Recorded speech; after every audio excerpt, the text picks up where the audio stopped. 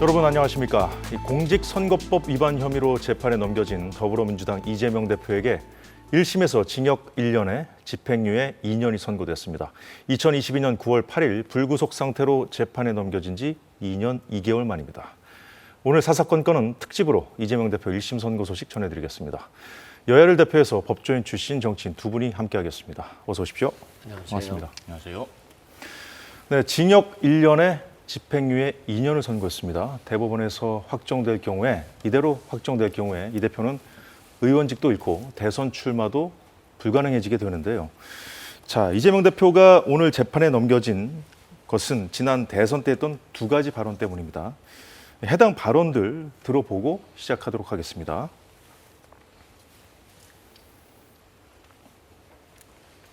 공공기관 이전 특별법에 보면은 43조 6항이 있다. 국토부 장관이 도시관리계획 이거 변경 요구하면은 지방자치단체장은 반영해야 된다. 의무조항을 만들어놨습니다. 이걸 가지고 만약에 안 해주면 직무유기 뭐 이런 걸 문제 삼겠다고 협박을 해서. 김문기 처장은 개인적으로 시장 재직 때 좀 아셨습니까? 아니면 어떻습니까? 제가 시장 재직 때는 몰랐고요. 예. 그러니까 뭐 하위 직원이었으니까 그때 당시 아마 팀장이었을 예. 겁니다. 팀장이었을 텐데 제가 이분을 알게 된 거는 제가 도지사가 된 다음에. 네, 이제 마지막에 들으신 것이 이제 김문기 성남도시개발공사 전 성남도시개발공사 고인이 된 분이죠.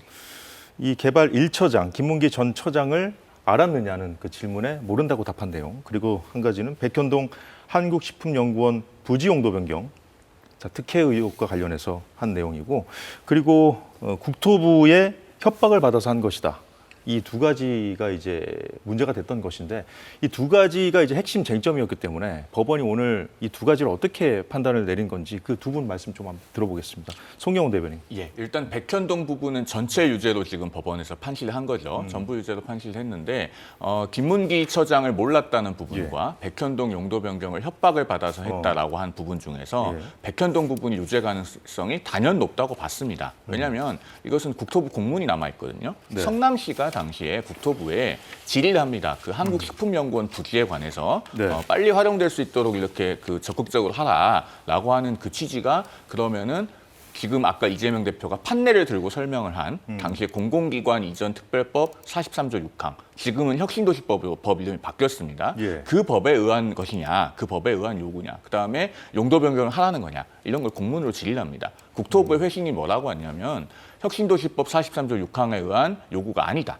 그리고 용도 변경은 성남시가 적의 판단, 그러니까 알아서 할 사항이다. 이 공문이 남아있거든요. 그러니까 매우 명백한 허위사실입니다. 오늘 법원도 이 부분은 전부 다 허위사실 공표로 인정했고요. 예. 그다음에 김문기 처장을 몰랐다고 한 발언은 여러 개가 있습니다. 2021년 12월 22일부터 29일까지 8일 동안 SBS부터 시작해서 4곳의 방송사를 돌아다니면서 이재명 대표가 발언을 했는데 그중에서 그 골프에 관련된 발언, 그러니까 국민의힘에서 4명 사진을 찍어가지고 마치 제가 골프를 친 것처럼 사진을 공개했는데 제가 확인해 보니까 전체 우리 일행 단체 사진 중 일부를 떼내가지고 이렇게 보여줬더군요. 조작한 거지요. 라고 하는 이 발언에 대해서는 허위사실 공표로 지금 유죄를 인정했습니다. 다만 나머지 부분은 구체적인 행위에 대한 그 공표라고 볼 수는 없다는 내용으로 지금 일부 무죄가 선고가 됐는데 어쨌든 그래서 그 유죄 부분들을 종합해서 법원이 징역 1년에 집행유예 2년을 선고한 그런 판결을 오늘 내렸습니다. 그렇군요.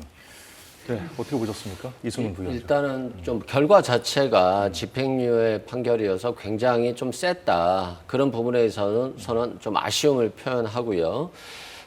김문기 씨를 몰랐다라고 하는 것은 누차 뭐 법조인들도 얘기했습니다만 이건 허위 사실의 영역이 아니라 기억의 영역이다. 그래서 허위 기억 공표죄가 아니기 때문에 무죄가 되어야 된다라고 했는데 뭐 하위 직원이라서 몰랐다, 김문기 씨를 몰랐다, 뭐 기억이 없다, 그리고 도지사가 되고 나중에 이 문제가 됐을 때 알게 됐다, 뭐 이렇게 했기 때문에 이 부분에 대해서는 무죄가 나왔습니다만 검찰과 언론에서 그 골프 치는 사진이라고 한 장의 사진이 나왔었잖아요. 네. 근데 이게 4명만 딱 찍혀 있어서 아, 이 사람들 4명이 골프를 쳤구나 했는데 실제는 단체 사진에 일부러 오려낸 거였거든요.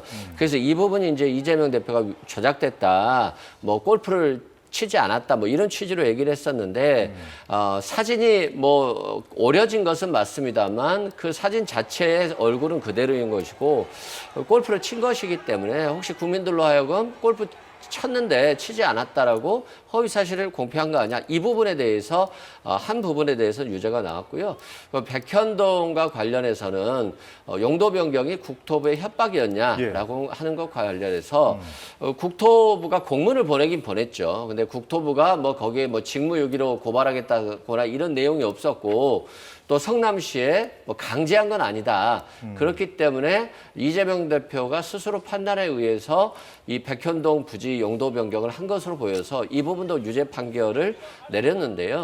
결과적으로는 그 결과에 있어서는 뭐 지지자들이나 민주당 입장에서 보면 굉장히 실망스러운 판결이다라고 말씀드립니다.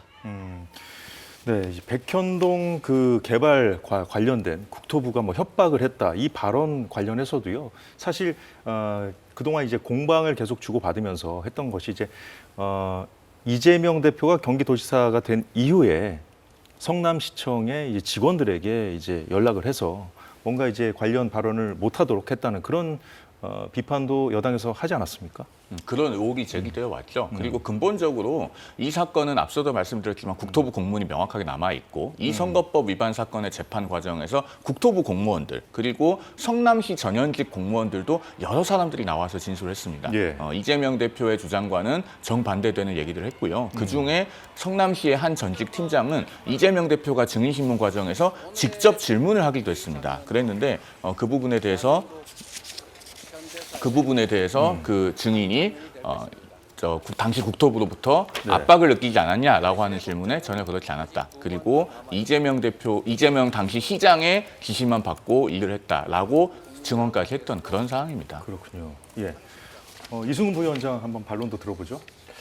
그렇습니다. 이게 실은 윤석열 정부 초기에는 굉장히 압박이 많았죠. 엄청나게 많은 압수수색과 엄청나게 많은 소환 조사가 있었어요. 그 과정에서 많은 성남시청 직원들이라든가 경기도청 직원들이 검찰에 소환돼서 조사를 받았고 그리고 또 개인적인 비리로 조사가 확대되면서 굉장히 압박들을 많이 받았고 극단적인 선택을 한 경우도 있었거든요. 그러니까 이번 재판에서 백현동 사건과 관련해서 국토부에서 굉장히 압박을 받았고 네. 또 식품연구원에서도 수차례 용도 변경을 요청하면서 8차례나 유찰됐기 때문에 꼭 공공기관 이전해야 된다 이런 요구들이 굉장히 많이 있었는데 그것과 관련해서 증인들의 증언이 원활하지 않았던 것 같아요. 그런 측면에서 이 부분에 있어서도 상당히 법원에서 유죄를 받았던 것 같고요. 이러한 그 공공기관이라든가 공무원들의 이런 검찰에 대한 압박이 네. 스스로 증언을 하는 데 있어서 상당히 불편감을 느꼈고 그게 재판에 안 좋은 결과로도 이어지지 않았나 싶습니다. 오히려 검찰이 압박을 했다는 그런 반박을 해주셨는데. 저는 그 부분에 대해서는 매우 동의하기 어렵습니다. 근거가 없는 주장이고 그다음에 검찰이 압박을 한다고 그분들이 왜 거기에 사실과 다른 그 진술을 위증죄의 부담을 안고 그렇게 해야 되겠습니까? 전혀 납득하기 어렵고 아까도 제가 말씀드렸지만 이 선거법 위반 사건 재판 과정에서 심지어 이재명 대표가 피고인으로 직접 질문을 했어요. 그러면서 당시에 국토부로부터 압박을 느끼지 않았냐. 그랬더니 나는 오로지 성남시장의 지시만 받고 일을 했다. 시장이 하라는 대로 했다라고 하는 것이 당시에 성남시 그 주거환경과장인가요? 그분의 진술이었습니다. 알겠습니다. 자, 오늘 1심 결과가 나온 이 선거법 위반 재판엔 그동안 20명이 넘는 증인이 법정에 나왔는데요. 고 김문기 씨 아들과 또 유동규 씨 증언이 핵심으로 꼽혀왔습니다.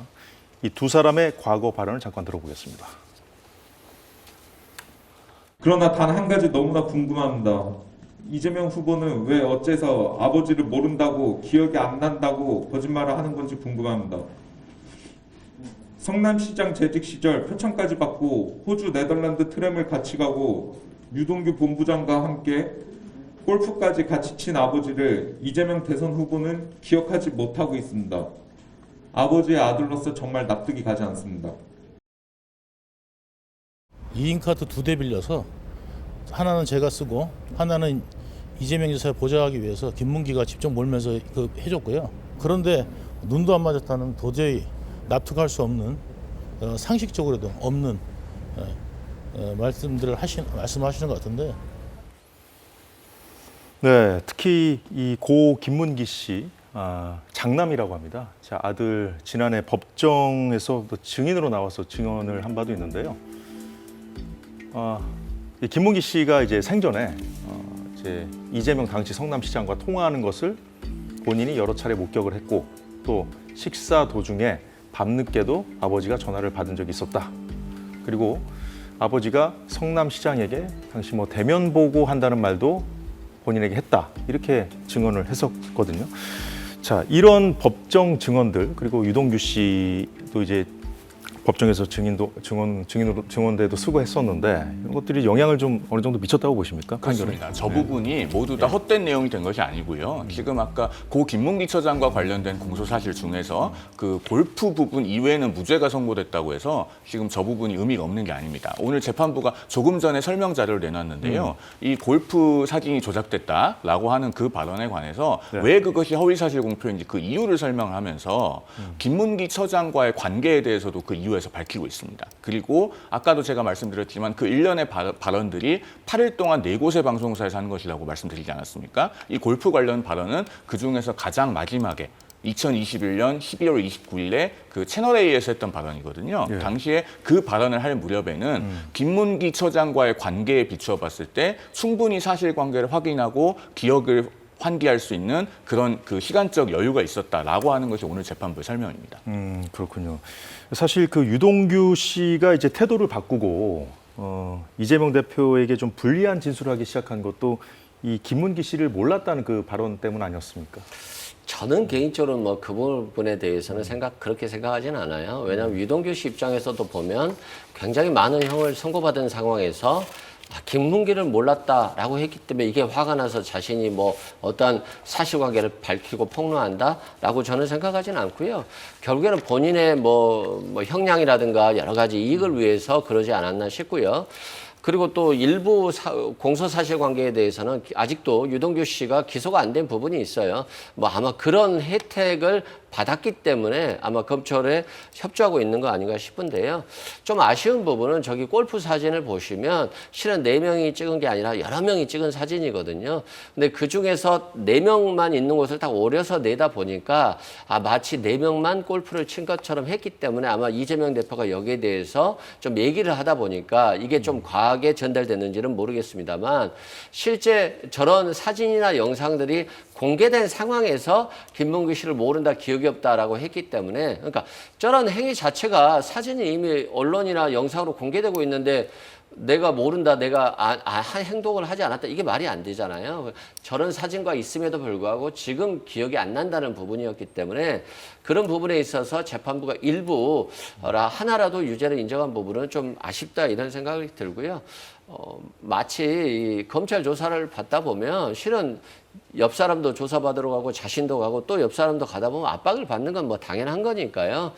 그 과정에 있어서 진술들이 뭐 마치 좀 왜곡된다거나 이럴 수는 있는데요. 이런 부분에 대해서도 항소심에서 좀 더 이재명 대표의 변호인이 적극적으로 나서야 되지 않을까 싶습니다. 그런데 그 부분에 대해서는 조금 말씀을 신중하게 하실 필요가 있는 게요. 그 증인들이 압박을 받았다고 지금 계속 반복해서 말씀을 하시는데 그 말씀은 자칫 잘못 들으면 그 증인들이 법정에서 위증을 했다는 걸로 오해받을 수 있어요. 그러면 그 당사자들의 명예와도 직결되는 문제이기 때문에 아니, 그건 신중하게 아니죠. 말씀하셔야 된다고 생각합니다. 그리고 아니 압박을 받은 거하고 위증하고 아니, 그 무슨 말씀하신 상관이 대로 그런 압박을 받아서 자신의 소신대로 발언하지 못하고 두리뭉실하게 발언할 수 있고 그럴 경우에는 이재명 대표의 유리한 진술들이 오히려 말을 못하는 상황이 될 수 있기 때문에 그런 압박을 받는다는 것이지 자신이 표현할 말을 못하고 침묵하는 것 자체가 위증이 되진 않아요. 말씀하신 것처럼 그러면 위증은 없었다고 하면은 그 증인들은 전부 다 사실대로 진술을 한 것이고 그것에 기초해서 법원이 판단하지 않았겠습니까? 그리고 제가 조금 전에도 말씀드렸지만 이재명 대표의 선거법 위반 사건에서는요. 이재명 대표의 변호인이 충분한 반대 신문권을 행사했음은 물론이고 이재명 대표 본인도 직접 증인들에게 질문을 했다. 이 점 제가 강조해서 말씀드립니다. 당연한 거 아닌가요? 아니 그러니까요. 그 정도로 알겠습니다. 적극적으로 방어권을 행사했는데 재판부가 이런 결론이 나왔다는 것이죠. 두 분 말씀하신 부분까지 좀 고려해서 나온 판결 아니겠습니까? 자, 일단 그 김문기 씨를 몰랐다고 발언한 부분은 이제 대장동 사건과 관련된 부분이었고요. 그리고 이 백현동 사건과 관련된 것 중에 하나가 이제 또 다른 쟁점이었던 국토부에게 협박을 받았다. 이 내용인데 이 관련 발언을 좀 보면요. 자, 이 대표 측은 공공기관 이전 특별법을 근거로 해서 국토부가 성남시에 협박을 했다 이렇게 주장을 했었습니다. 자, 그래서 백현동 부지 용도를 변경해 줬던 거라는 그런 주장을 이어갔던 것인데요. 하지만 성남시 공무원들은 협박성을 느끼지 못했다고 증언했습니다. 이 부분 갖고 이제 두 분이 이제 말씀을 주셨었는데, 자, 이런 식으로 자, 좀 더 논리를 좀 확장해 보죠. 불리한 진술이 나왔던 거잖아요. 성남시 공무원들로부터. 그렇게 되니까 자, 이 대표 측에서 방어 논리를 바꿨습니다. 자, 국정감사장에서 한 발언은 처벌이 불가하다 이렇게 선언을 했거든요. 자, 그렇다면은 이 같은 방어 논리도 그러면 잘 작동하지 않았던 것인가? 이 부분 좀 짚어봐야 될 것 같은데요. 예. 오늘 법원의 판단은 뭐 대법원 판례나 이런 거에 비춰봤을 때 그 국정감사에서의 뭐 증언에 관한 법률에서 다른 그 불이익을 받지 아니한다라고 하는 것은 형사소출을 받지 않는다는 의미가 아니라고 지금 판단을 했습니다. 그리고 그 법원의 오늘 판시 중에서 대단히 중요한 부분이 예. 이 경기도 국정감사장에서 이재명 대표가 허위사실 공표를 한 부분은 그 국정감사의 어떤 그 본연의 답변을 넘는 범위라는 취지의 판단이 있었어요. 그러면서 어떤 의혹의 해소를 빙자해서 사실은 적극적으로 허위사실 공표를 한 거다. 지금 이런 취지의 판단이 포함이 되어 있거든요. 그렇기 때문에 국회에서의 그 증언 감정에 관한 법률이 적용되지 않는다라고 하는 지금 판시가 있었습니다. 그렇군요. 예. 이승훈 부위원장. 뭐 국감장에서 한 발언은 처벌되지 않는다. 이 부분은 조금 먹히기 힘든 논리인 것 같고요. 다만 이 공무원들이 압박을 느끼냐 압박을 느끼지 않느냐 이건 감정적인 부분이에요. 그래서 예를 들어서 이재명 성남시장이 공공기관 이전 특별법에 따라서 국토부에서 공문이 계속 왔다. 그러면 이게 공문이 계속 왔는데 뭐 공문 왔는데 나는 반대할 거야. 뭐 이럴 수도 있는 거지만 공문이 계속 오고 한국식품연구원이 지금 당장 이전해야 되는데 용도 변경을 안 해주면 계속 유찰이 돼서 불가능하고 그러면 이 토지를 매각해서 전북으로 가야 되는데 가지 못하는 거 아니겠어요? 그러면 공공기관 입장에서 보면 굉장히 급한 부분인데 이런 공문들이 계속 왔을 때 이재명 대표가 압박을 받았다라고 한다면 이건 개인의 어떤 감정적인 문제이기 때문에 저는 뭐 이 부분은 유무죄 가능성이 논란이 될 수 있는데 다소 이제 이재명 대표가 압박을 받았다라고 해도 되는데 이게 협박을 받았다 뭐 이런 취지잖아요. 그 단어 선택에 문제가 좀 있었다는 그렇죠. 이제 말씀이죠? 정치인들 같은 경우는 어떤 표현을 할 때 강하게 보이기 위해서 때로는 부드럽게 보이기 위해서 표현을 조절하는 경우가 있거든요. 근데 압박을 받았다는 표현보다는 협박을 받았다. 좀 강하게 발언한 것인데 이게 다소 과장된 표현이라 할지라도 대통령 후보로서의 어떤 표현들, 정치적인 부분들, 그러니까 검찰이 생각하는 순수한 법리적인 부분을 떠나서 좀 표현의 어떤 과장이라든가 또는 표현을 좀 축소한다든가 이런 걸 통해서 정치적 발언들을 할 수 있는 건데 이 부분에 대해서 재단을 한다라고 하는 것은 압박과 협박의 어떤 표현 차이에 따른 것들일 수 있어서 저는 이 부분에 대해서도 좀 법원의 판단이 아쉬운 부분이 있다라고 말씀드립니다. 일단 뭐 압박이냐 협박이냐 이 표현에 따라서 재판 결과에 좀 뭐 알 수는 없습니다만 영향을 미쳤을 수 있다는 그런 말씀이신데 제가 한 말씀만 드려도 될까요? 간단하게 부탁드리겠습니다. 예, 그 백현동 로비스트 김인석 씨 판결이 있지 않습니까? 그 아시아 디벨로퍼 정바울 씨에 의해서 백현동 용도 변경 관련해서 로비를 했던 로비스트입니다. 1심, 2심 모두 징역 5년이 선고됐잖아요. 그래서 대법원에 올라가 있는데 2심까지 끝났으니까 사실 인정은 다 마친 겁니다, 법원에서. 그 사건 판결문을 보면요. 백현동 4단계의 종상향이라고 하는 아주 그 전례가 희귀한 일이 벌어지는 과정에서 어떻게 로비가 있었는지가 다 나와 있습니다. 그리고 오늘 법원이 뭐라고 판시합니까? 이재명 당시 성남시장이 이 백현동 용도 변경은 본인이 결정한 거라는 취지로 오늘 판시를 했어요. 앞에 그 김인석 씨 판결이 있기 때문에 그런 겁니다. 자, 일단 그 표현의 영역을 좀 떠나가지고요. 일단 국토부에 의해서 내가 결정을 한 것이다, 떠밀려서 한 것이다 이런 취지로 주장을 해왔는데 어쨌든 법원이 인정을 하지 않은 거예요. 오늘은 1심 법원은. 그렇죠. 자, 그렇다면은 이어지는 질문이 있습니다. 그렇다면은 국토부의 압박도 아니고 협박도 아니고 국토부에 밀려서 한 것이 아니고 지금 말씀하신 대로 이재명 당시 성남시장이 했다면 왜 했을까? 다른 이유가 있던 건 아닐까? 이거에 대해서 또 따로 추가로 뭐 의혹을 제기할 수 있는 거 아니에요? 그러니까 그게 제가 방금 말씀드린 백현동 로비스트 김인섭 씨의 존재죠. 예. 그 판결문 앞부분에 보면 예. 그 김인섭 씨라고 하는 분이 이재명 대표와 얼마나 가까운 사이로 교분을 축적해 왔는지가 쭉 나와 있습니다. 예를 들면은 이재명 대표가 2008년에 원래 성남 중원구에서 국회의원 선거 도전했었습니다. 경선에서 패배를 하죠. 그러니까 이 김인섭 씨라고 하는 분이 당신은 인지도를 올리기 위해서 성남 분당갑에 출마해야 된다라고 하니까 실제로 이재명 대표가 성남 분당갑에 출마를 했다는 거 아닙니까? 그러면서 김인섭 씨는 나중에 이재명 대표의 그 선거 사무장도 맡고 그 각종 선거마다 매우 깊이 관여를 했어요. 그런 내용들이 판결문에 쭉 나와 있습니다. 그래서 이재명 대표가 직접 그 사건의 피고인이 아니기 때문에 최종적으로 이재명 대표가 로비를 받았는지까지는 그 판결문에서 직접 판단을 하진 않았지만 백현동 4단계 종상향을 위해서 어떻게 로비가 이루어졌고 성남시에서 오히려 이걸 어떻게 신청해라라고 하는 부분까지 알려줬다는 내용이 판결문에 아주 자세히 나와 있습니다. 그런 부분들까지는 아직 수사나 뭐 이런 것들이 시작된 건 아니죠. 아니죠. 의혹 제기만 있었던 아니죠. 거고. 2심에서 2심까지 지금 그 김인섭 씨는 그 특가법상 알선수재로 징역 5년을 선고를 받았습니다. 대법원 판결만 남아 있습니다. 그렇기 때문에 로비가 그 용도 변경에 깊숙이 작용했다는 것 자체는 그 사건에서는 2심 재판부의 사실 인정까지 끝난 것이죠. 그렇군요. 그렇습니다. 다만 이제 뭐 이재명 대표에 대한 재판은 이제 1심 측이고요. 또 김인섭 씨가 이재명 대표에게 뭔가 로비를 했다거나 뭐 이재명 대표에게 돈을 전달했다거나 이재명 대표에게 구체적으로 행위를 했다는 거에 대해서는 전혀 나오지 않고 있기 때문에 이재명 대표의 재판과 김인섭 씨의 재판은 좀 다른 부분이 있고요.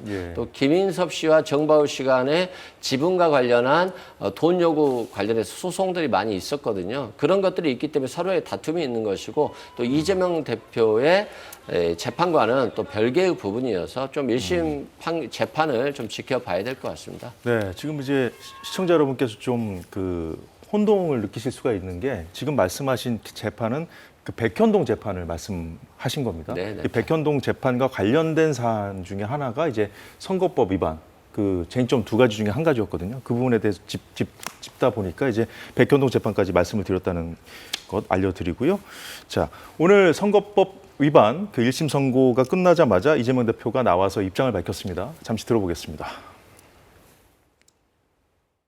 오늘의 이 장면도 대한민국 현대사의 한 장면이 될 것입니다. 현실의 법정은 아직 2번 더 남아있고 그리고 민심과 역사의 법정은 영원합니다. 항소하게 될 것입니다. 기본적인 사실 인정부터 도저히 수긍하기 어려운 그런 결론입니다. 우리 국민 여러분께서도 상식과 정의에 입각해서 판단해 보시면 충분히 결론에 이르실 수 있을 것입니다. 고맙습니다. 네, 이 대표 표정이 꽤 좀 무겁습니다. 무거워 보였는데 어떻게 좀 예상했던 것 좀 다른 판결이 나왔다고 좀 생각하고 있을까요? 어떻게 생각하고 있을까요? 이 대표는? 예상하기 좀 어려웠을 것 같아요. 법조인 전문가들도 뭐 일부 무죄, 일부 유죄, 벌금 요걸 좀 주로 많이 예상을 했거든요. 벌금 100만 원 이상이냐 아니냐. 예, 이 정도 이상이냐 얘기가 나왔던 아니냐의 것 같은데. 문제로 좀 전문가들은 많이 예측을 했었는데 집행유예 판결이 나왔기 때문에 굉장히 높다라고 생각되고요.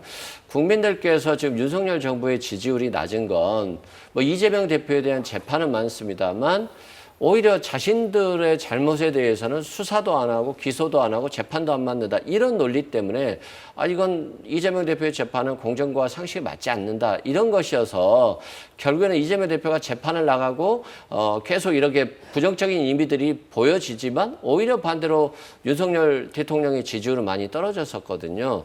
그런 측면에서 오늘 집행유예 판결에 대해서 국민들이 받아들이실 때 그래 이재명 대표가 잘못했고 김연경 여사가 잘못했으니까 이렇게 중한 판결이 내려졌을 거야 라고 생각하실 수도 있겠습니다만 반대로 김연경 여사는 뭐 10,000몇천 원짜리 6명과 밥을 먹어서 10만 4천 원이라는데 벌금 150만 원을 선고받으면 김건희 여사는 명태균 씨한테 500만 원을 줬다는데 이건 어떻게 처벌되는 거야? 라는 생각을 할 것 같고요. 뭐 윤석열 대통령도 지금 이재명 대표가 뭐 범죄 사실을 부인하니까 죄책이 높고 해서 집행유예가 나왔습니다만 김건희 여사가 뭐 도이치모터스 관련해서 4,700만 원 막 손해를 봤다라고 했는데 주가 조작범들이 이 4,800 돌려줬다는 거잖아요. 그러면 이것도 허위사실 공표가 될 수 있는데 수사를 안 하니까 처벌을 안 하는구나라고 하는 이 잣대에 의해서, 그러니까 한마디로 법이라는 건 그거잖아요. 칼과 저울을 가지고 있어서 이 저울이 공평해야 되는 것이고 잘못하는 사람한테는 칼을 휘둘러야 되는 것인데 저울이 공평해 보이지 못하니까 이재명 대표에 대한 유죄 판결이 비록 1심이라 할지라도 낮습니다만 이게 이제 국민의힘에게 그러면 이 여론이 가고 지지가 갈 것이냐, 저는 오히려 반대로 또 오히려 국민의힘과 윤석열 대통령에도 가혹한 잣대를 들이대야 된다라는 말들이 계속 나오지 않을까 싶습니다. 송영호 대변인 반론 들어보죠. 정부가 국민의 기대에 미치냐 미치지 못하느냐 하는 것하고 야당 대표 부부가 한 행위가 범죄에 해당하느냐 아니냐는 전혀 논리필연적 연관성이 없는 별개의 문제입니다. 그것을 가지고 자꾸 연관을 시키려고 하니까 사법에 대해서 정치를 가지고 물타기를 하고 압력을 넣고 사법부에 겁박을 하려고 한다는 그런 비판을 받는 거예요. 그럼에도 불구하고 오늘 법원이 정치 권력과 외부의 압력에 흔들리지 않는 정말 독립된 재판부다운 판단을 해주신 것에 대해서는 저는 경의를 표합니다. 그리고 이재명 대표가 현실의 법정이 2번 더 남아있다고 했는데 아쉽게도 그것은 이재명 대표 희망사항이 될 가능성이 높습니다. 자, 이재명 대표의 선거법 위반 1심 사건은 800일, 정확히는 799일이죠. 799일 동안에 27번의 공판기일, 4번의 공판 준비기일, 오늘 선고기일까지 무려 32번의 길을 거쳤습니다. 증인이 50여 명이 나왔고요. 그만큼 충분한 심리의 과정을 거쳤는데 요즘 법원 실무의 추세는 항소심을 이른바 사후심이라고 해서 2심에 가서 마치 1심을 하듯이 처음부터 다시 하는 것이 아니라 1심이 정말 잘 됐는지 잘못된 부분이 있는지를 리뷰하는, 그러니까 사후적으로 돌아보는 수준의 그런 심리를 하는 것이 일반적입니다. 그래서 2015년에 나온 대법원 판례가 뭐라고 얘기하냐면 양형의 사정이 어떻게 중요하게 바뀌지 않았는데 1심의 판결을 파기하고 그것보다 약간 비슷한 양형을 선고하는 것, 형을 새로 선고하는 것은 가급적 지양해야 된다고 하거든요. 하지 말라는 겁니다. 그래서 요즘은 항소심에서 1심의 양형도 잘 바꿔주지 않는 추세예요. 아주 중요한 그 양형 조건의 변경이 있어야 됩니다. 그렇기 때문에 이재명 대표가 물론 지금은 현실의 법정이 2번 더 남아있다 이렇게 얘기하고 싶겠지만은 아마 2심에서도 1심의 결론이 그대로 유지되거나 혹은 바뀐다고 한다면은 이재명 대표에게 일부 무죄 부분이 있기 때문에 더 불리하게 바뀌면 바뀔 가능성이 남아있을지언정 유리하게 바뀌기는 어렵고 대법원에서도 그 법률심이 사실 인정을 바꾸진 않기 때문에 결국에는 이 판단이 그대로 갈 가능성이 매우 높다라는 말씀을 드립니다. 이 판단이 그대로 갈 가능성이 높다고 하셨는데 안 그래도 이제 항소하겠다는 뜻을 밝혔기 때문에 좀 두 분께 여쭤보려고 했던 거거든요. 저 이승훈 부위원장 말씀 들어보죠. 그런데 우리 변호사님 말씀 들어보면 뭐 항소심 대법원 재판이 필요가 없겠네요. 그래 너무 단정적이신 것 같고요. 세상이 뜻대로 안 되잖아요. 이재명 대표만 구속되면 국민의힘이 뭐 다수 의석을 얻고 정권을 확실하게 잡을 줄 알았는데 정반대의 사안이 왔잖아요. 그러듯이 또 이재명 대표가 과거 친형 강제 입원과 관련해서도 1심에서는 당선 무효형이 안 나왔다가 2심에서 당선 무효형이 또 나왔다가 다시 대법원에서 뒤집혔거든요. 그래서 이 판결은 굉장히 복잡하고요. 또 판사가 법과 양심에 따라 선고를 하는 건데 법은 똑같습니다만 양심의 부분은 달라질 수 있기 때문에 판결 선고 결과는 얼마든지 달라질 수 있다는 점이고요. 그것이 또 민주주의 국가이자 법치주의라는 점에서 너무 1심 결과를 가지고 항소심과 대법원 판결을 예단하는 것은 그렇게 적절하진 않은 것 같습니다. 자, 검찰은 2년형을 구형했었죠. 이제 검찰이 구형한 형량의 이제 절반이 1심에서 선고가 된 것인데, 근데 이제 아까 이제 이승훈 부위원장 말씀하셨습니다만 이제 많은 그 정치 전문가들이 예상했던 것보다는 좀 웃도는 형량이 좀 나오는 거지 않습니까? 그러니까 앞으로 항소심 그리고 또 확정 판결 쭉 지켜봐야 된다고 말씀하셨습니다만 징역 1년형이 나왔기 때문에 저 얼마나 낮출 수 있을 것인가 좀 현실적으로 좀 얘기를 좀 해봤으면 좋겠는데요. 현실적으로 징역 1년에 집행유예 2년이면 굉장히 높은 형이에요. 특히 공직선거법에서는 당선 무효만 시키면 되기 때문에 100만 원만 넘으면 같은 결과거든요. 그래서 일반적으로 재판부에서 벌금 200만 원, 뭐 300만 원 이렇게 선고하는 경우는 있습니다만 집행유예를 선고하는 경우는 좀 드문다는 측면에서는 좀 가혹한 좀 판결 선고라는 생각이 들고요.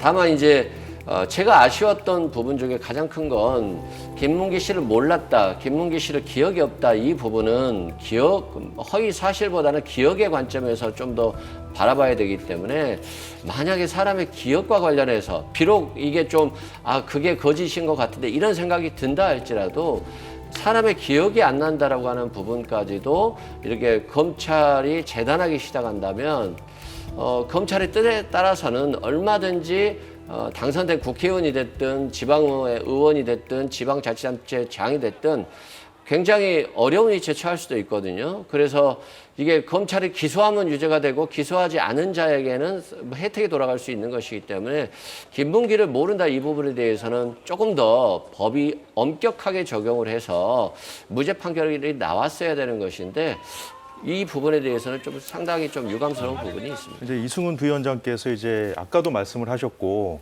이제 이게 그 법의 잣대를 들이댈 거냐 말 것이냐, 이제 형평성 문제를 자꾸 제기하셔서 제가 이제 좀 궁금한 게 생겼는데, 사실 그 이재명 대표 이 선거법 위반 사건은 앞서 저희 서두에서 말씀을 드렸습니다만, 이 백현동 사건 그리고 대장동 사건이라는 또 다른 재판과 연결돼 있다 보니까 이제 그것을 이제 해명하는 차원에서 얘기를 하다 보니까 이렇게 불거졌던 문제인 것이잖아요.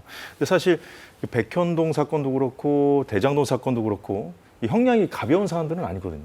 그래서 이 부분, 그러니까 이 두 사건에 대한 얘기를 좀 해줘야 뭔가 이걸 잣대를 들이댄 거냐 아니냐 이 논리에 대한 어떤 판단을 좀 시청자 여러분께서 좀 하실 수 있을 것 같아서 지금 여쭤본 거거든요. 자, 어떤 분, 설명. 대장동 얘기- 사건, 예, 네, 대장동 사건, 백현동 사건 모두 지금 이제 재판 진행 중인데, 그 사건들의 본체가 사건이 워낙에 크기가 큽니다. 각 예. 사건별로 뭐 증인이 100명이 넘지 않습니까? 그래서 사건이 병합돼 있다 보니 심리도 얼마나 오래 걸릴지 지금 예측조차 안 되는 상황에 있고, 그런데 적어도 이 허위사실 공표로 기소가 된 부분만큼은 그것이 허위사실이라는 것은 명확하게 판단할 수 있는 상황에 온 겁니다. 즉, 국토부가 공공기관 이전 특별법 43조 6항을 내세우면서 이것대로 안 하면은 직무유기로 문제 삼을 거니까 협박을 해서 할 수 없이 용도 변경을 해줬다라고 하는 것이 사실인지 아닌지 그것은 판단할 수 있는 상황이 된 거예요. 그걸 이제 넘어가서 그러면은 이재명 대표가 직접적으로 어떤 로비를 받았는지 등등에 대해서는 재판이 진행 중이죠. 그것은 그 사건에서 물론 법원이 별도로 판단할 겁니다. 그런 것이고, 대장동도 마찬가지로 그 사건이 굉장히 방대한데, 적어도 그 대장동 개발의 핵심 실무자였던 고 김문기 성남도시개발공사 개발 1처장과 관련해서 그 사람과 해외에서 골프를 쳤는데 그 골프를 친 것을 부인하는 취지의 발언에 대해서는 그것의 진위는 판단할 수 있는 단계에 이른 거예요. 그렇기 때문에 선거법 위반으로 기소를 해서 오늘 유죄 판결이 나온 겁니다. 이승훈 부위원장. 저는 그렇게 생각해요. 예를 들어서 이게 당선 목적의 허위사실 공표잖아요. 그럼 당선되기 위해서 하는 것인데, 그 판단의 기준은 결국 국민이잖아요. 유권자이고. 근데 국민들이 봤을 때, 지금 이재명 대표가 김문기 씨하고 호주 출장을 간 것들이라든가 이런 사진이나 영상들이 나오는 상황에서 뭐 김문기 씨를 모른다, 기억이 없다라고 했을 때, 국민들은 여러 가지 판단을 할 수 있거든요. 뭐 김문기 씨를 알매도 불구하고 이재명 대표가 거짓말을 하는 거야. 또는 반대로, 뭐 아주 오래전에 골프를 같이 쳤기 때문에, 아주 오래전에 같이 호주 출장을 갔기 때문에, 또 하위 직원이고 팀장 정도는 한 700명 정도 되기 때문에 모를 수도 있지 않을까, 기억이 안 날 수도 있지 않을까, 이런 국민의 판단의 몫이 있거든요. 그러면 기억의 문제는 국민의 좀 판단 몫으로 남겨놨어도 될 건데 이걸 법으로 꼭 재단하는 게 맞을까, 이런 생각이 듭니다. 그 부분에 대해서 제가 좀 보충해서 말씀드리면, 오늘 재판부가 그 고 김문기 처장 관련된 부분은 크게 세 파트로 나눠서 봤습니다. 그래서 그 골프 이외의 나머지 부분에 대해서는 말씀하신 것처럼 최대한 변호인의 주장대로 판단을 해준 편이에요. 그러니까 이것은 공직선거법 250조 1항에서 말하는 행위의 영역은 아니기 때문에 처벌할 수는 없다 라는 취지로 판단을 해줬는데, 그러나 골프 부분을 유죄로 판시하면서 어떤 걸 제시를 했냐면, 이 공소사실에 보면은 이재명 대표가 고 김문기 처장과 2009년에 처음 인연을 맺어서 2018년에 경기도지사 출마를 위해서 성남시장을 그만둘 때까지 어떻게 그 관계를 쌓아왔는지가 쭉 적시가 되어 있습니다. 그 호주, 뉴질랜드 해외 출장을 같이 가고 골프를 같이 친 것은 극히 일부에 불과하고요. 계속 뭐 회의를 같이 하고 보고를 받고 이런 것들이 다 나와 있어요. 그래서 재판부도 그런 것들을 일부 받아들여서 그런 과정에 비추어 봤을 때 충분히 고 김문기 처장과의 기억을 환기하고 팩트 체크를 해볼 수 있었다. 특히 어떤 부분을 강조했냐, 두 가지예요. 이재명 대표가 뭐라고 이야기했냐면 본인이 2018년에 경기도지사 당선되고 나서 대장동 개발과 관련해서 그때도 한번 선거법 위반으로 기소가 되지 않았습니까? 당시 핵심 실무자라고 하는 김문기 처장을 수소문해서 연락을 해서 설명을 들었다라고 합니다. 즉 2019년부터의 관계는 본인도 인정했어요. 그러면은 이 김문기 처장과의 관계를 회상해 볼 시간이 충분히 있었고, 두 번째는 아까도 제가 말씀드렸지만 8일 동안 4번의 방송에서 반복해서 이야기를 했는데 이 골프 부분은 그 4번의 방송 중에 가장 마지막 날에 있었던 겁니다. 즉 김문기 처장이 극단적 선택을 하고 8일 후에 발언한 거예요. 그동안에 본인이 충분히 김문기 처장과의 관계에 대해서 역시나 확인하고 정리해 볼 시간이 있었다는 겁니다. 그 부분을 오늘 재판부가 지적하고 있습니다. 아니, 두 분의 논쟁이 좀 너무 뜨거워서 저희가 이제 그동안 이 법리 공방을 치열하게 전개해 오지 않았습니까? 이재명 대표 측하고 검찰하고 그 준비된 화면이 있는데 좀 준비되는 대로 저한테 얘기를 해주십시오. 일단 지금 송영훈 대변인 말씀하신 거에 대한 이제 반론을 좀 들어볼게요. 그렇습니다. 실은 그러니까 이재명 정치인이라는 건 참 그런 거 어려운 것 같아요. 이게 방송을 하다 보면 자기 생각과 다른 말이 나갈 때도 있거든요. 근데 이재명 대표는 그때 대통령 선거 기간이었고 여러 가지 일을 겪다 보니까 좀 더 냉정하고 합리적이고 객관적으로 사건을 바라보기가 쉽지는 않았을 거예요.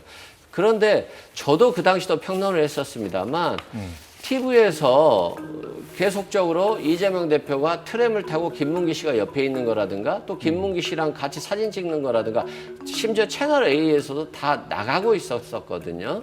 그러면 이재명 대표가 나 김문기 모른다. 기억이 없다. 이게 사실 팩트하고는 전혀 맞지 않는 거잖아요. 그러니까 그 당시에 이재명 대표의 생각은 그런 거였을 거라고 생각해요. 저렇게 사진이 같이 있었습니다만 내가 그때 당시 호주 출장을 갔을까라는 전제하에서 나는 지금 기억이 없다, 모른다 이런 측면이었던 건데 그런 측면이 이제 법원에서 골프 부분에 있어서는 받아들이지 않은 것인데 좀 이재명 대표 입장에서 보면 그 사진, 그러니까 20명 정도 있는 사진에서 4명만 찍힌 그 사진을 오려 검찰이 언론에 마치 배포한 것처럼 그런 되는 상황이 있어서 거기에 대해서 조금 좀 기분이 많이 나빠서 약간 좀 흥분을 하지 않았나 싶고요. 대통령 선거에 뛰다 보면 사실관계를 명확히 파악하고 한다는 게 아니 뭐 대통령 후보가 왜 그 사실관계 파악 못하냐고 하는데 1분 1초를 쪼개고 차에서도 김밥을 먹으면서 계속 돌아다니잖아요. 그래서 좀 객관적이고 냉정하고 사실관계를 정확히 확인하기는 쉽지는 않았을 것 같아요. 네, 일단 잠시 저희가 이 정치권 분위기는 어땠는지 지금 어떤 상황인지 좀 짚어보려고 하는데요. 자, 오늘 오전 상황인데 일단 1심 선고를 앞두고 상대를 향한 공세 수위를 최고조로 끌어올렸습니다. 그러니까 여야 지도부 발언 잠시 들어보겠습니다. 김문기를 개인적으로 좀 아십니까? 라는 질문에 성남시장 시절에는 몰랐습니다라고 답변하는 것은 주관적 인식이고 기억입니다. 그리고 더 나아가 협박을 받았다라는 것은 후보자의 인식입니다. 제1야당 대표에게는 없는 죄를 조작하고 억지 기소하고 권력 실세 윤건희 부부에게는 있는 죄도 덮어서 면죄부만 남발하는 정치 검찰의 이중적인 행태는 반드시 국민의 심판을 받게 될 것입니다. 이재명 대표는 대선을 앞두고 대장동, 백현동 비리의 정치적 책임을 피하기 위해 비겁한 거짓말을 의도적으로 반복했던 것입니다. 이재명 대표는 자신의 처벌을 피하기 위해 행정부를 흔들고 입법부를 망가뜨리고 사법부를 겁박하는 것만으로도 이미 역사의 유죄라는 것을 명심하시기 바랍니다. 사법부가 이재명 대표의 비겁한 거짓말에 맞서 정의를 바로 세우기를 기대합니다. 네, 일단 뭐 대변인단 차원에서의 논평은 아직 안 보이고요. 지금 현재까지 그 선고 결과에 대한 정청래 최고위원의 입장이 하나 나왔네요. 자, 믿어지지 않는다. 민심이 천심이거늘 하늘이 두렵지 않은가. 우리는 포기하지 않는다. 우리는 끝내 이기리라. 뭐 이런 입장 냈고요. 그리고 이수진 의원, 대한민국 사법부는 죽었다. 뭐 이런 입장을 냈군요. 비슷합니다, 내용들이. 이제 한동훈 대표도 입장을 냈죠. 그렇습니다. 그러니까 전체적으로 그러니까 이번 판결은 사법부가 독립적으로 정말 잘 판단을 한 것입니다. 그리고 이 선거 과정에서 정말 있어서는 안 될 거짓말에 대해서 단호하게 그 선거의 공정을 세우는 그런 단죄를 한 것이죠. 그런 점에서 굉장히 이 판결은 의미가 깊고, 제가 여기에 좀 붙여서 말씀을 드리면 이제는 민주당도 이재명 대표 이후의 민주당에 대해서 정말 본격적으로 고민을 시작해야 될 때가 됐습니다.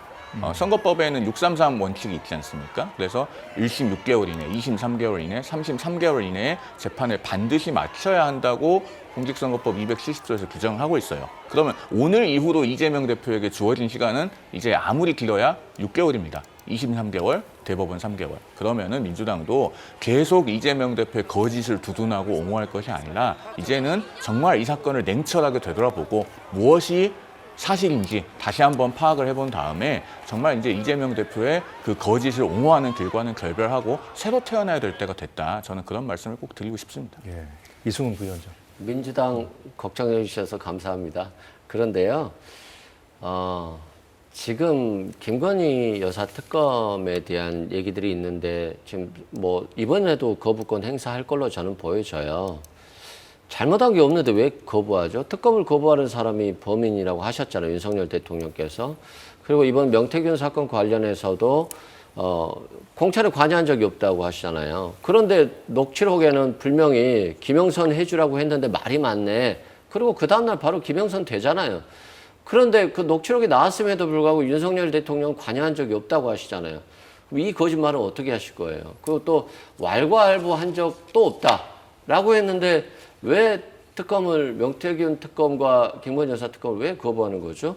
그래서 지금 윤석열 대통령과 윤석열 정부의 어떤 검찰은 좀 선택적으로 수사를 한다는 것은 뭐 국민들께서 믿어 의심치 않을 거예요. 뭐 이재명 대표의 판결에 대해서 찬성하는 사람도 있고 반대하는 사람도 있겠죠. 그럼에도 불구하고 지금 윤석열 대통령의 거부권 행사, 자신과 자신의 가족에 대한 사안에 대해서 거부권을 하는 것은 저는 헌법에 굉장히 위반된다라고 생각하거든요. 그런 측면에서 저희 당 걱정해 주셔서 감사한데 지금 국민들이 이 부분에 대해서 심각하게 생각하고 있기 때문에 이재명 대표를 더 구렁텅이로 몰고 싶다라고 한다면 김건희 여사 특검을 받아들여야 되지 않겠어요? 잘못한 게 없다는데. 지금 뭐 말씀 주신 대로 이재명 대표 그 선고 결과에 대해서 뭐 찬반하는 분, 찬성하는 분, 뭐 반대하는 분 있다고 말씀 주셨는데 오늘 법원 앞에도 많은 사람들이 모였었거든요. 자, 우선 그 민주당 의원들도 좀 많이 나왔고요. 더민주혁신회의 친명계 최대 조직이죠. 원외 조직이죠. 네. 예. 거기에서 이제 뭐 버스 비용, 뭐 비행기 비용도 지불해 줄 테니까 일단 다 모여라. 그렇게 해서 오늘 많은 사람들이 왔었고 그 상황에서 반대 집회도 지금 그 근처에서 열렸다고 그래요. 다만 그 반대 집회는 국민의힘에서 뭔가 공식적으로 주최를 하거나 그런 건 아니고. 모집을 하거나 뭐 독려하거나 그런 적이 없습니다. 그건 한 정말로 남성이 뭐 신발을 이재명 대표에게 뭐 집어 던져서 체포됐다는 소식도 있는데 그런 행위는 매우 잘못된 행동이죠. 바람직하지 않은 것이고 다만 두 개의 집회가 열렸다고 해서 이걸 동렬에 놓고 보는 건 곤란합니다. 왜냐하면은 더민주 전국혁신회의는 말씀하셨다시피 민주당의 최대 외곽 조직이고 사실 그 더민주 전국혁신회의에서 22대 국회의원도 31명이나 배출했고 그 행사에 참여하는 인원에 대해서 무슨 뭐 버스비, 비행기값 다 대준다고 하니까 그것이 정치자금법 위반 소지가 있다라고 국민의힘에서 지적을 했더니 민주당에서는 뭐라고 얘기합니까? 더민주 전국혁신회의에 정치인들이 돈을 많이 내서 참여를 하고 있고 그 자발적인 각출에 의한 것이다 라고 하는데 그러면은 정치인들이 일반 그 회원들이 참여할 수 있도록 기부 행위가 되는 것이 아닌지 검토해 볼 필요가 있어요. 즉 결국에는 이게 정치인들이 이 집회를 일반인들을 동원해서 하고 있다는 것을 인정한 셈입니다. 그러니까 이 둘은 하나는 그 자발적인 집회인 것이고 다른 하나는 정치권에서 이것은 조직해서 개최하는 법원을 겁박하기 위한 집회이기 때문에 동렬에 놓고 볼 것이 아니다라는 말씀을 드립니다. 자, 일단 뭐 더민주혁신회의의 자금이냐 아니냐 뭐 이 부분도 논란이었고 사실은 더민주혁신회의의 자금이면 뭐 문제가 없는 거냐 이 부분도 좀 들여다봐야 되긴 합니다만 일단 여쭤봤던 것은 일단 오늘 찬반 집회가 이렇게 열린 그런 상황이었잖아요. 이승훈 부위원장. 이제 보수 집회 쪽은 방금 전에 보수 지지자들 집회겠죠. 이제 이재명 대표를 구속하라는 집회는요. 근데 이제 그쪽에서는 이런 동원이 없었다 이런 말씀인데, 근데 이 부분은 사실 그 국민의힘에서 문제를 지금 제기하고 있는 상황이잖아요. 뭐 국민의힘에서 동원이 있었는지 없었는지 저는 모르겠어요. 근데 더민주혁신위원회는 뭐 국회의원들은 한 100만 원 정도 내는 걸로 알고 있고요. 그다음에 상임위원들은 50만 원 정도 내는데요. 그 상임위원이 한 2,000명 정도 됩니다. 그래서 상임위원들에게 보낸 문자고요. 뭐 버스비라든가 교통비, 뭐 항공비가 제공될 수 있으니까 오라라고 했잖아요. 그건 뭐냐면 참여를 독려하기 위한 것이고요. 결국에는 자기가 낸 돈으로 같이 위원들이 모여서 밥 먹고 움직이는 거거든요. 그리고 이게 적극적인 자발적인 조직이기 때문에 이게 뭐 정치자금법 위반은 될 수 없고요. 또 뭐 항공비 대준다고 해서 실제 신청을 하는 사람은 없다는 말씀 드리고요. 아마도 그 상임위원들이 뭐 지방에 있는 경우에는 같이 모여서 버스 타고 올라오자 뭐 이런 취지라는 점에서는 뭐 전혀 법률적인 문제는 없다고 보고요. 다만 이번 판결을 계기로 또 서초동 앞에서 국회 앞에서 여야를 지지하는 각각의 단체들이 저는 집회를 많이 할 것 같아서요.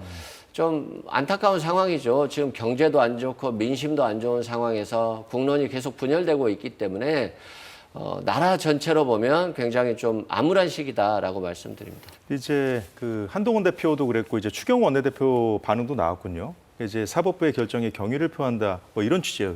비슷합니다. 메시지가.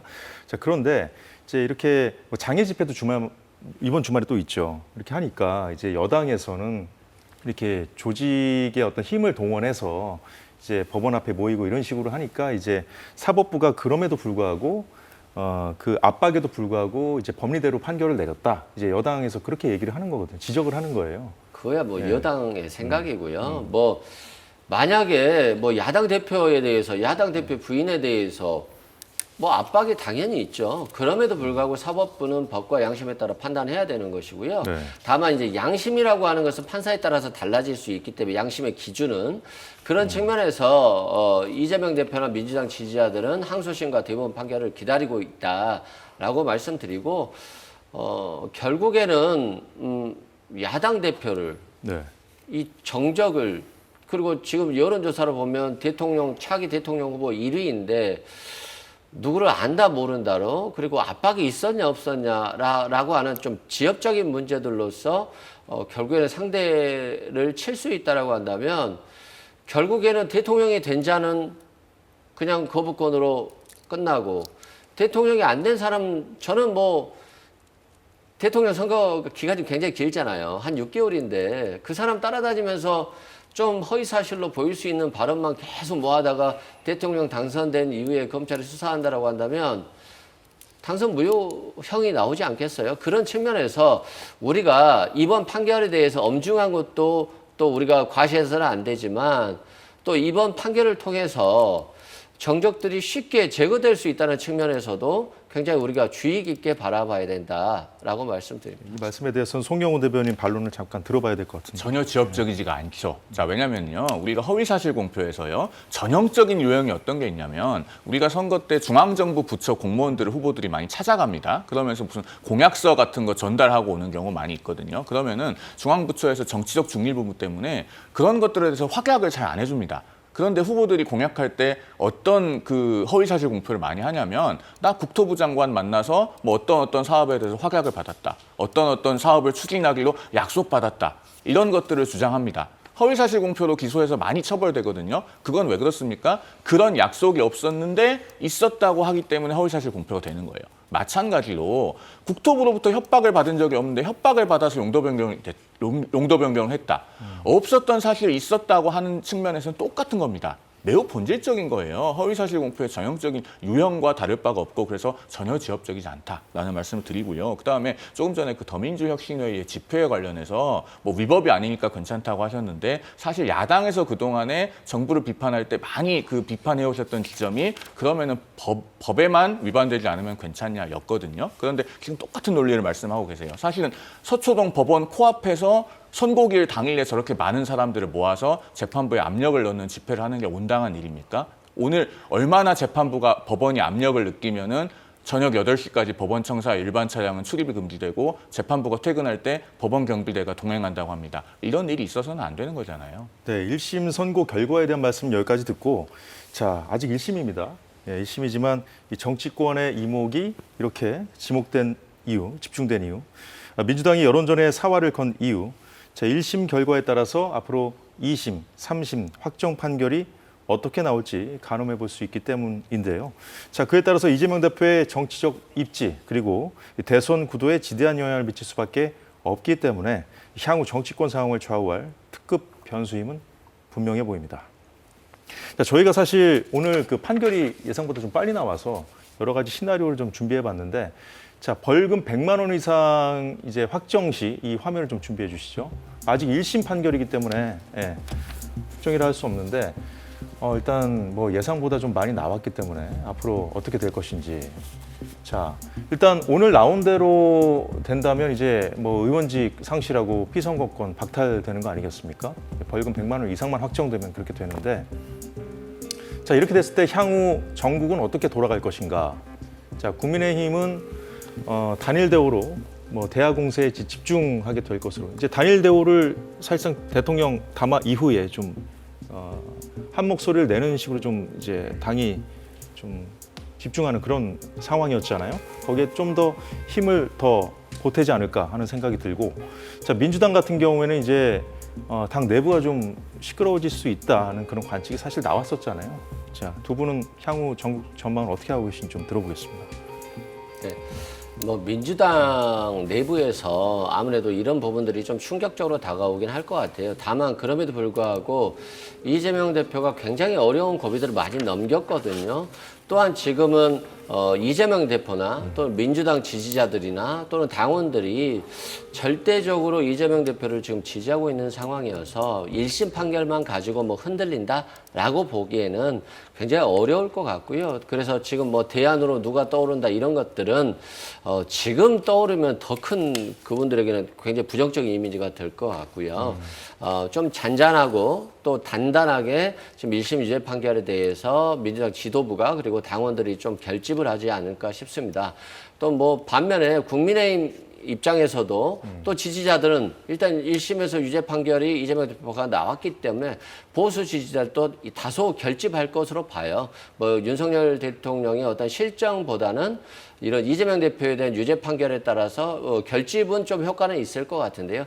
결국에는 국정이 제대로 돌아가기 위해서는 뭐 검찰, 사법부의 판단보다는 국민의 눈높이에 맞는 조치들을 좀 취해야 되고요. 그런 조치들이 실현됐을 때 제대로 된 평가를 받는 것이지 뭐 야당 대표가 1심 유죄 판결을 받았다고 해서 뭐 크게 변화는 없을 것으로 보여집니다. 네. 이승훈 부위원장께서 이제 이재명 대표가 그동안 많은 고비들을 넘겼다고 말씀을 하셨어요. 그렇지만 사실 이제 첫 재판 결과, 1심 결과가 처음으로 나온 것이기 때문에 사법의 시간이 이제 막 시작된 거라고 봐야 되는 거잖아요. 그렇습니다. 25일에는 지금 이재명 대표 위증교사 사건 1심이 있고 예. 그 위증교사 사건은 온 국민이 그 이재명 대표와 위증교사의 상대방이었던 피교사자 전 성남시장의 수행비서였던 그 김진성 씨와의 녹음 파일을 다 들었죠. 그렇기 때문에 이건 선거법 사건보다도 이재명 대표가 더 유죄를 피하기 어려운 사건이라고 봅니다. 그리고 민주당은 그렇기 때문에 지금부터 뜻있는 정치인들이 있다면 용기 있는 목소리를 내고 변화의 시간을 시작해야 됩니다. 제가 앞서도 말씀드렸지만 이재명 대표에게 주어진 시간은 이제 길어야 6개월입니다. 6개월 뒤면은 이제 이재명 대표가 다음 대선에 나갈 수 있을지 없을지는 최종적으로 판가름이 나요. 그러면은 이재명 대표가 퇴장하게 되고 나서 나는 원래 그때 그런 생각이 아니었다. 그렇게 얘기하는 건 의미가 없습니다. 우리가 해가 중천에 뜨고 나서 우는 닭은 필요가 없지 않겠습니까? 닭은 새벽에 울어야 돼요. 지금 민주당 정치인들에게는 지금 이 타이밍이 새벽입니다. 빨리 용기 있는 목소리를 내야 되고요. 그다음에 국민의힘에 대해서는 저희 당이지만 제가 좀 쓴소리를 하나 하자면은 네. 이재명 대표에게 유죄 판결이 선고됐다고 해서 반사 이익을 보려고 생각하면 안 되고 민주당에서도 뜻있는 정치인이 있으면 지금부터 변화의 목소리를 내겠죠. 정말로 민주당이 거짓을 옹호하는 그릇된 길과 결별하고 새로운 길로 나온다면 매우 위협적인 경쟁 상대가 될 겁니다. 그러니까 국민의힘도 지금부터 늦추지 말고 변화와 쇄신에 매진해야 된다. 그런 말씀을 저는 드리고 싶습니다. 네, 앞서 보여드렸던 화면에서요. 벌금 100만 원 이상 확정 시 피선거권이 4년 제한된다고 써 있었는데 피선거권 5년 제한이라고 합니다. 정정하겠습니다. 자, 그런데 이제 이재명 대표 사법의 시간 이제 시작됐습니다. 민주당 물밑에서 지금 뭐 송영훈 대변인 말씀도 듣고 뭐 이승훈 부위원장 말씀도 들었는데 제가 금기 시대 왔어요. 플랜 B 얘기하는 거. 지난번에 전현희 최고위원이 그 얘기했다가 뭐 강성 지지자들에게 아주 혼쭐이 났었죠. 근데 이제 여의도 정가에서 지금 여러 가지 얘기가 나오는데 지금 대안론으로 부상하는 인물들 저희가 화면 준비해봤습니다. 일단 친명계 쪽에서는 추미애 의원이 좀 많이 거론이 되고 있다고 해요. 그리고 김경수 전 경남도지사, 김동연 경기도지사. 요즘 보니까 김동연 경기도지사가 좀 여기에 나도 있습니다. 뭐 이런 식의 메시지를 그냥 보여주려고 노력을 하는 것 같더라고요. 두 분은 어떻게 보시는지요? 자, 송영훈 대변인. 세 분 다 국민적인 대안이 되기는 어렵지 않겠습니까? 일단 추미애 전 법무장관 같은 경우는 그 22대 국회 개원하기 전에 국회의장 경선에서 이미 어떻게 보면 당내에서 심판을 받았잖아요. 그래서 민주당 내에서 선택을 받기는 거의 불가능할 것으로 보이고, 그다음에 김경수 전 지사가 복권이 됐기 때문에 우리가 마치 아무 일이 없는 것처럼 생각하지만 민주주의 파괴 범죄인 그 드루킹 댓글 조작 사건의 주범입니다. 그건 그 역사적 사실은 어디 가지 않습니다. 그렇기 때문에 김경수 전 지사가 과연 대권을 꿈꿀 수 있는 자격이 되는가, 그거에 대해서 아주 큰 의문부호가 그려지고요. 그다음에 김동연 경기도지사 같은 경우는 민주당의 어떤 그 운동권 출신 내지는 어떤 586 위주의 그 순혈주의를 고려했을 때 김동연 지사의 당내 입지는 마치 정치적 양자 같은 겁니다. 그렇기 때문에 민주당이 과연 그 이재명 대표의 퇴장 이후에 새로운 선택을 할 때 과연 김동연 지사처럼 정치적 양자의 포지션에 있는 인물을 선택할 것인가도 사실은 매우 불확실하다고 봐야 되겠죠. 네. 이승훈 부위원장. 뭐 지금 인재 1심이니까요. 지금 뭐 혹시라도 뭐 이런 기대를 갖고 있는 분들이 있을지는 모르겠습니다만 큰일 나요. 지금 먼저 내가 이런 정치적 뜻이 있고 이재명 대표가 당선 무효형 1심에서 나왔으니까 플랜 B가 필요하다, 이런 발언을 하는 순간 아마도 민주당에서 매장될 가능성이 높다, 이런 말씀 드리고, 아직은 뭐 이재명 대표가 이제 1심 선고 하나 났기 때문에 더 이재명 대표를 중심으로 똘똘 뭉칠 것으로 보여지고요. 이 판결이 오히려 또 이재명 대표를 더 공고히 하고 또 윤석열 정부에 대한 저항적인 목소리들이 더 커질 가능성이 높다, 이렇게 말씀드리고요. 대안이라고 하는 것은 뭐 항소심 판결 이후에 그 결과를 보고 나서도 충분하기 때문에 지금 먼저 움직이는 사람은 굉장히 좀 어려움을 겪을 것 같고요. 뭐 차기 대선 뭐 전혀 밀려나지 않겠어요. 그런 측면에서는 더 조심하고 지금은 민주당 이재명 대표 중심으로 똘똘 뭉칠 상황이 시기다라고 말씀드립니다. 예, 어찌됐든 뭐 이재명 대표 사법 리스크는 뭐 이제 시작됐으니까 이제 뭐 계속해서 지속될 것이고요. 특검법 그리고 또 뭐 야당 공세, 장애 집회도 뭐 예정돼 있으니까 격화될 수 있습니다. 자, 야권 내부 지형도 어떻게 될지 몰라요. 좀 지켜봐야 되는 것이고, 저 야권이 이제 어려워졌다는 생각에 여권의 내분도 재현될 수 있고, 뭐 여러모로 좀 불안 요소들은 남아 있는 상태이기 때문에 우리가 이제 정치권이 혼돈에서 빨리 벗어날 수 있기만을 좀 기대하면서 상황을 앞으로도 계속 잘 지켜보겠습니다. 자, 오늘 두 분 말씀은 여기까지 듣겠습니다. 장시간 수고 많으셨습니다. 고맙습니다.